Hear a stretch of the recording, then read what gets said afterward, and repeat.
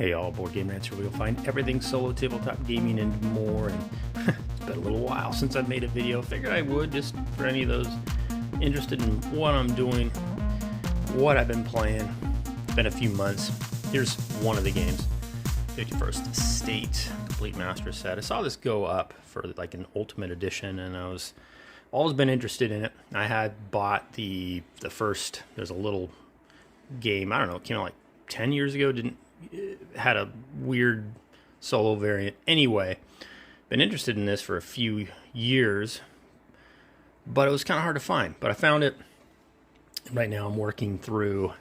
It comes with a bunch of different expansion packs. Well, I shouldn't say it comes with. It comes with 2, and there's 3 more expansion packs. I'm just now trying this new one, this Moloch expansion pack 3 here. Adds kind of a, I don't know, Terminator vibe maybe to the game. Great fun. I played this 8 times. I don't know, quite a few times. Fairly quick playing. I mean, it takes about an hour. Build up a nice tableau. If you've played into the other Empires of the North or those sort of games, this is very familiar. What else? Let's see here. I got a couple over here I still have yet to get to. Those have been sitting on the bench forever, but Kingdom Rush, God of War, Hero Path. One of these days, right? Over here I got Terraforming Mars, the card game. I was able to find it for a pretty good price. So just now opening that up, learning about it. This has been taking up a massive amount of my time. Yes, I play a lot of video games as well. Let's moving on over here. So this guy right here, Tekenu, the expansion, Obelisk of the Sun, has, the expansion is Time of Seth, sorry. This is the base game. But this, I picked this up mainly because of my liking of Teotihuacan, and I did a review on it some time ago, and I didn't like it as much as Teotihuacan. Thought it was fine, and I still think the same. I still prefer Teotihuacan. I've played this now, I want to say 7 or 8 times too. Well, maybe about 3 or 4 times with the expansion. Took a couple games playing the base game just to, there's a lot of moving parts here. This is, it's not a game you can just throw out there and like, oh yeah, I remember how to play this. Takes a little bit. But this new board here, which gives you another place to put your houses, which I always thought was kind of a fairly boring part of the game, now has really kicked it up a notch. You got 1, 2, 3 places to put your houses. There's more ways to score. The automa was pretty seamlessly put in here, although it's still fiddly. I mean, there's just a ton of little things to try and remember, and there's just all sorts of different kinds of cards. There's starting cards, and there's end game scoring cards, and there's technology cards, and this kind of card, and card. But now you start with like a little power, which the expansion really added to what I like is a game where it kind of sets up, and before you even start, you got to kind of figure out what your plan of action is, and you kind of got to stick to it. There's so many different ways to score, and if you try them all, you're not going to get anywhere.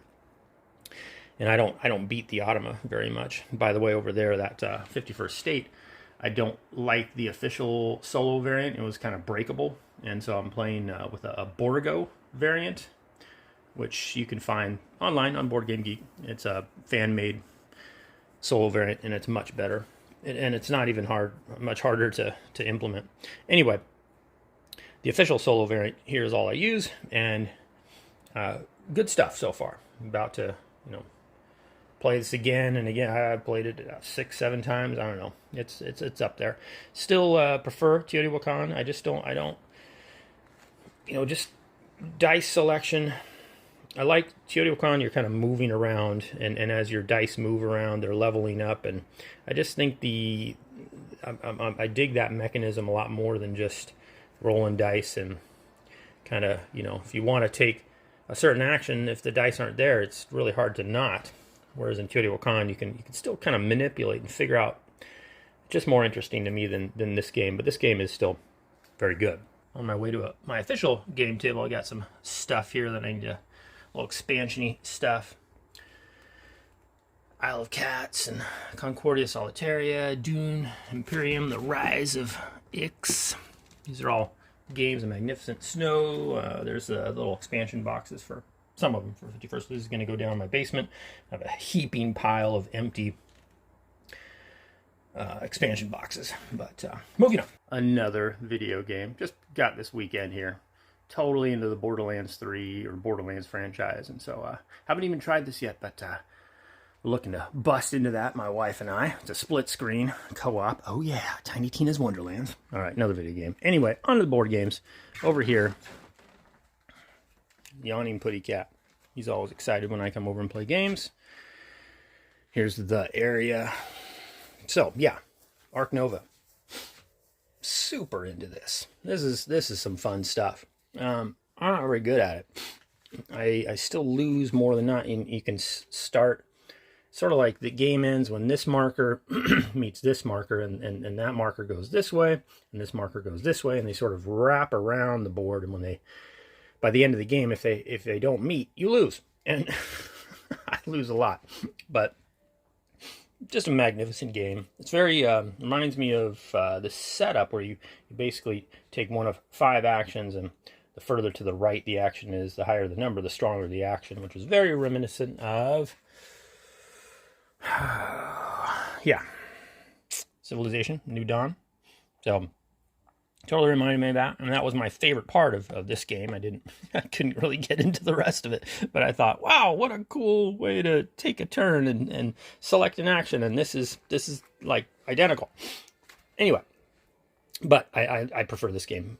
This is fantastic, and you get to, you know, put out your tiles here and build your zoo out, and there's all sorts of little rules. So it's fairly heavy game, but and it has a little bit of it has a very much of a terraforming Mars kind of vibe once you put out your cards, and you know there's a certain cost to it, but then these little symbols help you score or put out other cards, and they give you quick little powers that you get to do once you play them, and they're worth a certain amount of peel points, and you just, you know, you can build up your zoo, of course, fill it up with animals, and you gotta have certain size enclosures and stuff. But then you can get sponsorships and have certain things your zoo focuses on, some guided school tours, and then, you know, there's a whole preservation thing and conservation part of the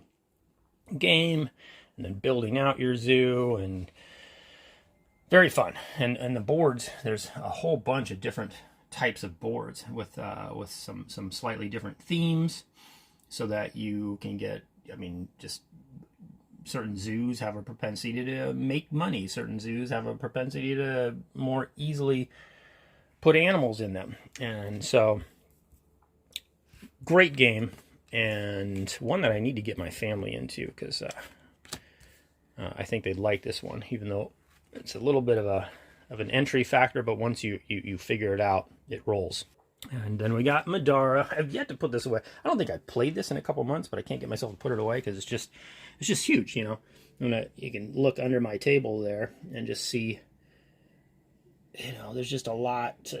I don't want to put it all away because I want to play it, and I feel like if I put it away, I'm likely not going to bust it out again anytime soon, and I really want to. Anyway, Madara still in the background.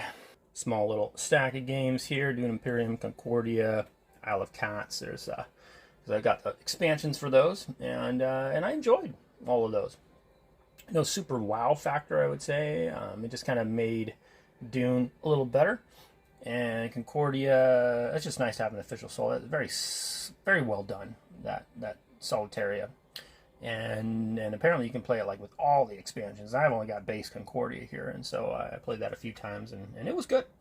The Isle of Cats. This is Kickstarter from Frank West, who's a rock star.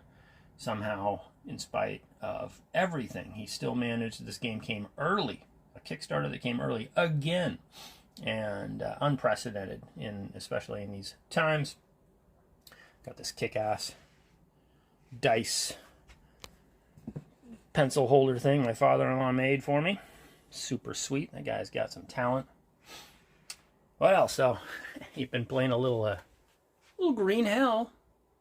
No, just another video game. Do I do anything else with my life except for video games, board games? Not, I mean, yeah. I mean, I stop, I eat occasionally. Anyway. That's just a quick little update for you. Yep, I'm still gaming. Appreciate you joining me.